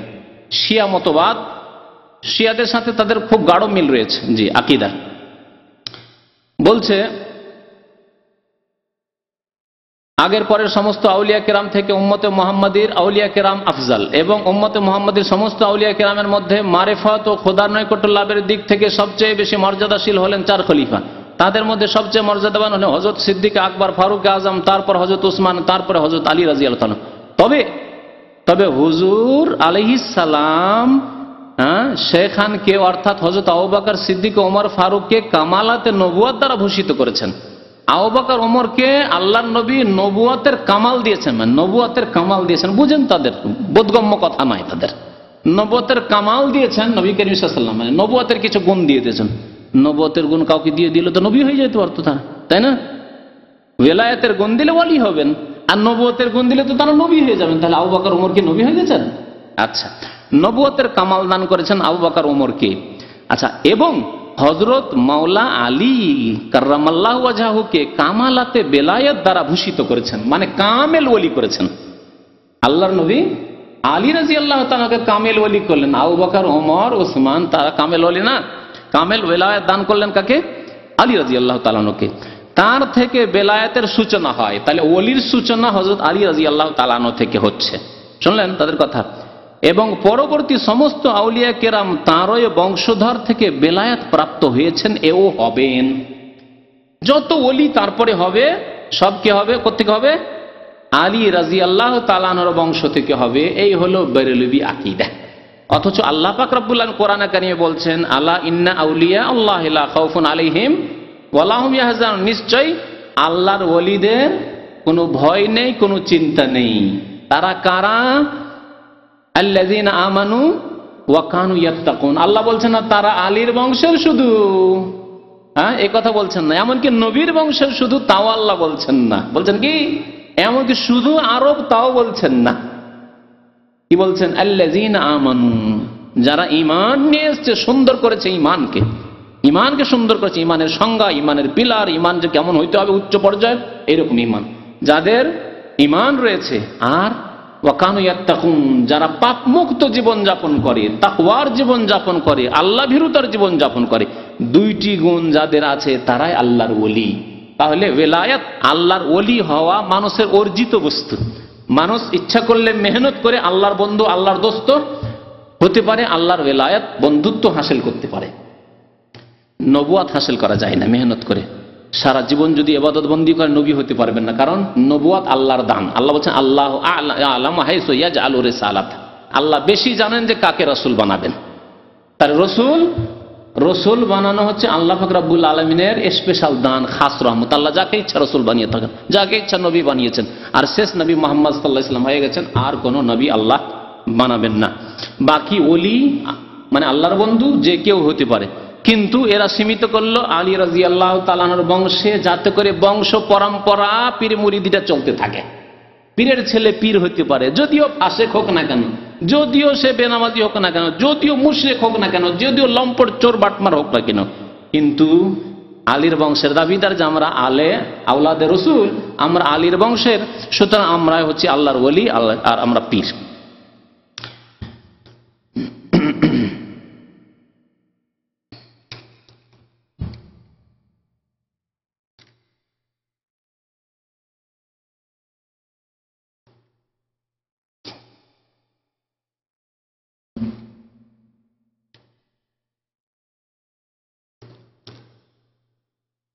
আচ্ছা, বিদআত সম্পর্কে শুনেন, বেরেলভীদের কথা আর শরীয়তের কথা। আল্লাহ পাক রব্বুল আলামিন রাসূল সাল্লাল্লাহু আলাইহি ওয়াসাল্লাম কি বলেছেন? কুল্লু মুহদাসাতিন, প্রত্যেক নতুন কাজ ধর্মের নামে যা হবে তার নাম কি?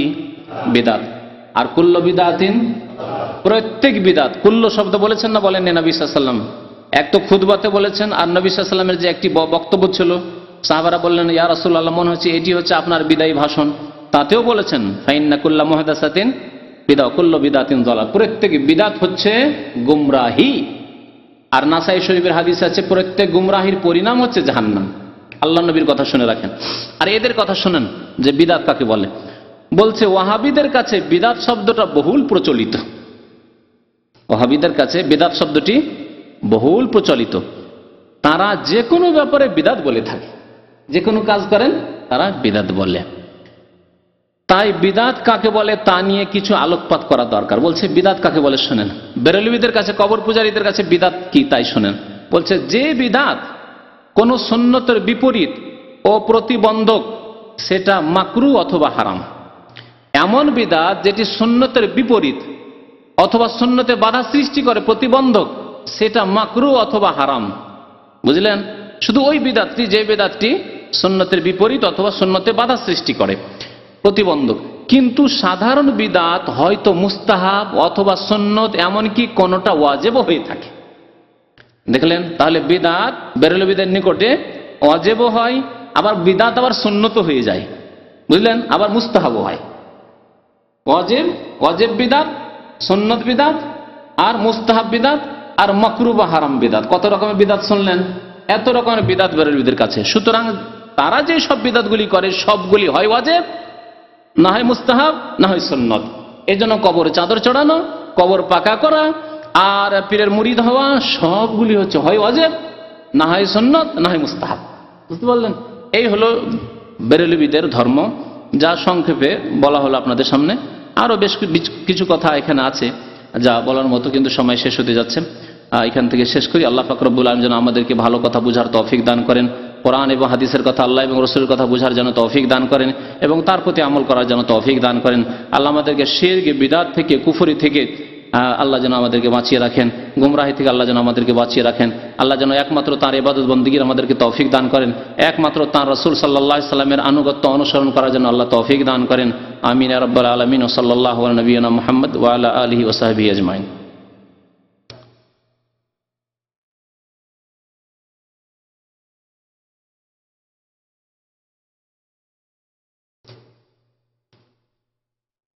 আর একটি কথা শোনাই, না হলে অসম্পূর্ণ থেকে যাবে। দেখেন, ওয়ালিগণের কারামত হক, এর অস্বীকারী পথভ্রষ্ট।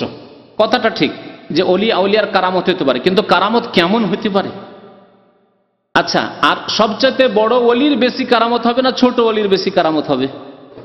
যত বড় ওলি হবে তত কারামত হওয়া উচিত।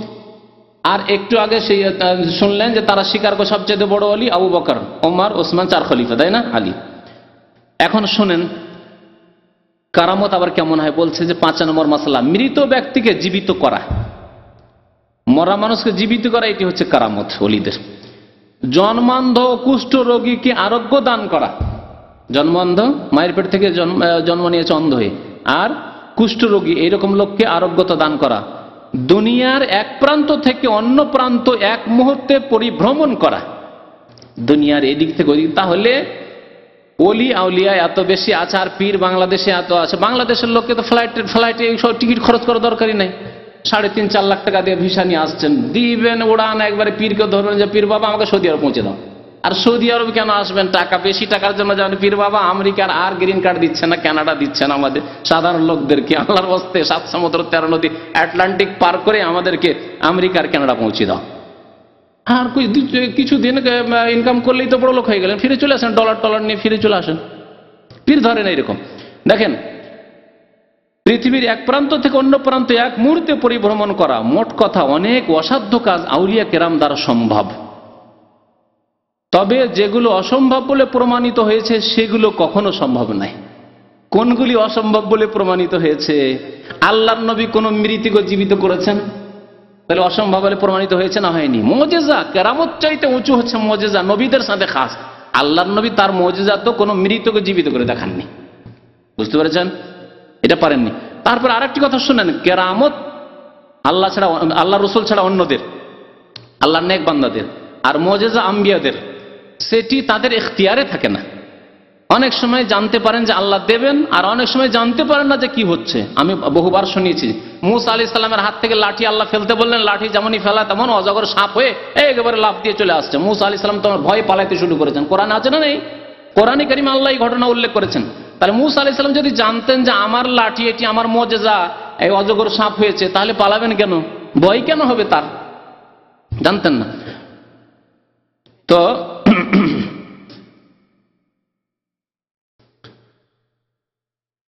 সবচাইতে বড় ওলি আবু বকর সিদ্দিক রাদিয়াল্লাহু তাআলা। যদি কোন মৃতকে জীবিত করা সম্ভব হয়তো আবু বকর করতেন, ওমর করতেন, ওসমান করতেন, আলী করতেন। কেউ করেছেন?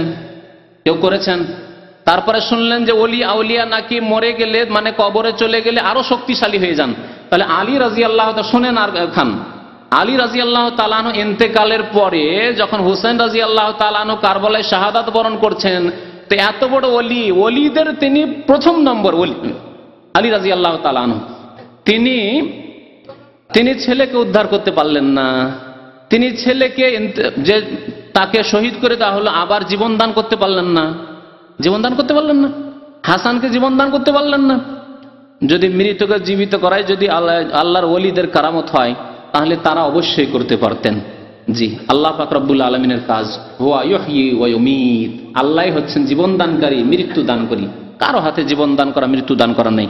এসব শিরকি কুফরি আকীদা যেগুলিকে কারামাত বলে চালিয়ে দেওয়া হয়েছে, আল্লাহ যেন তাদেরকে হেদায়েত দান করেন, আল্লাহ যেন তাদের গুমরাহি দূর করেন, আল্লাহ পাক রব্বুল যেন আমাদের হেফাজত করেন, আমাদের গুনাহ খাতা যেন মাফ করে দেন, আমাদেরকে নেক আমলের তৌফিক যেন দান করেন। আমিন ইয়া রাব্বাল আলামিন। সাল্লাল্লাহু আলা নবিয়িনা মুহাম্মদ ওয়া আলা আলিহি ওয়া সাহবিহি আজমাইন। কি প্রশ্ন আছে?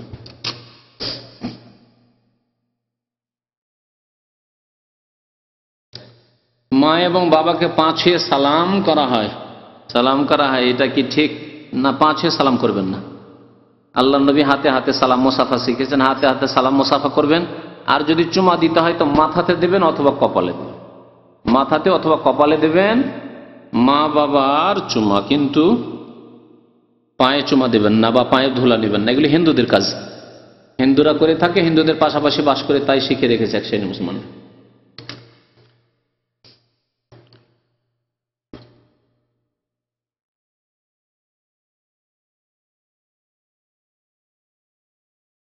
আমাদের দেশে কিছু কিছু লোকেরা বলেন যে সেজদার সময় মুখমণ্ডলে যদি হাত লাগে তাহলে তাদের নামাজ হবে না। জানি না এইসব কথাবার্তা ভিত্তিহীন। জি,